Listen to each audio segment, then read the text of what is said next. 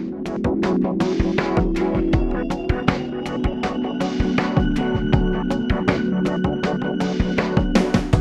name's Samantha Meredith. I started working for Enterprise as a management trainee. I'm now a talent acquisition specialist for the London and the South East Group. My name's Naj Khan. I started on the graduate training programme. I now assume the role of remarketing sales manager, and my department is responsible for selling the cars at the end of the rental life. I'm Tom Sheeran. I joined Enterprise Rent a Car as a management trainee. I'm now the assistant manager at Brentford. I'm Hannah Denman and I'm on the intern placement programme for 1 year at Enterprise.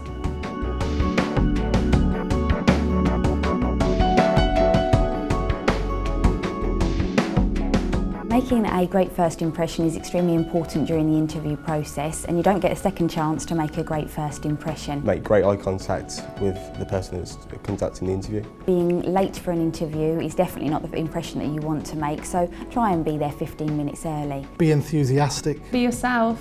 And make sure you speak with clarity. It's also important to think about your appearance in an interview. I've had people turn up with shirts untucked or wearing trainers, and it's not really the professional image that we're looking for. Taking into account the company dress code. And make sure that you dress to impress.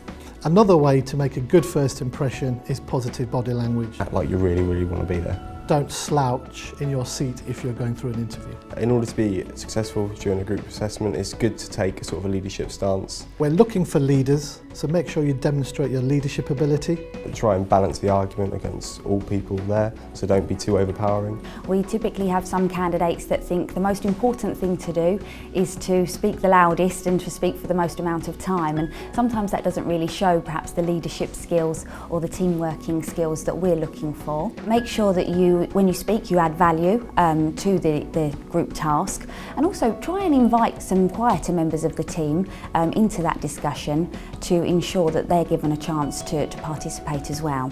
Prepare yourself for the assessment, know the competencies of the business and make sure you show them. I'd also encourage you to keep an eye on time so that you can direct the team and make sure that you're going to complete the task within the time frame given. But the most important thing is to remember it's a group assessment. You're not competing against each other.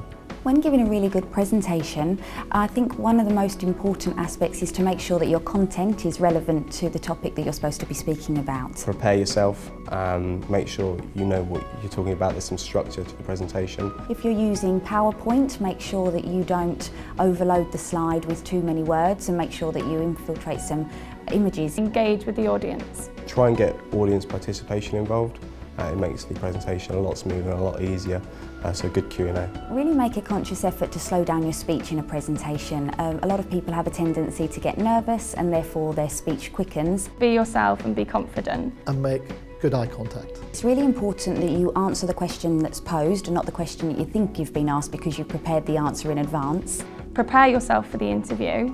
Always try and think of previous experiences. Really good interview answers that I've heard are people that really use a variety of different examples. So they'll draw from their academic experiences, their work experience, also extracurricular activities that they take part in. Also, another really good way to make sure that you're going to be successful in an interview is to make sure that you have 3 quality questions that you can pose your interviewer at the end of an interview. I really think that that shows your enthusiasm for the position and shows that you're really interested in obtaining that role. Before attending an interview or an assessment, you should do your research, make sure you know the business. The more that you prepare for an interview or an assessment, the easier that you will find the process. You can do this through speaking to people from the business personally. I did so at my careers fair at university. If you can, try and pop into the local branch to see how things work. Study the company website, the company history. Just give yourself a real sort of insight to what happens at the company you're applying for. Also, get a handle of what the key competencies they are looking for. Try to remember that not everybody's always successful through an interview or an assessment centre, and don't get disheartened by that. Ask for feedback from the recruitment team. Also do a bit of self-reflection, try to understand where perhaps you think you might have gone wrong. And before you attend these assessment centres and interviews, practice with a family friend or even in front of the mirror, just to make sure that you're building a little bit of confidence for yourself. Also remember that your career centres will ask companies to come onto campus to provide skill sessions for you. I often come in to do a presentation on how to do really well in an interview or some skills on assessment centres. The more of those that you can attend, the more practice that you will be able to put in, and hopefully you'll be successful next time. Here at Enterprise we're always looking to hire some top talent, so take on board some of the interview tips that you've heard today. If anyone's got an interview or assessment day coming up, Good luck.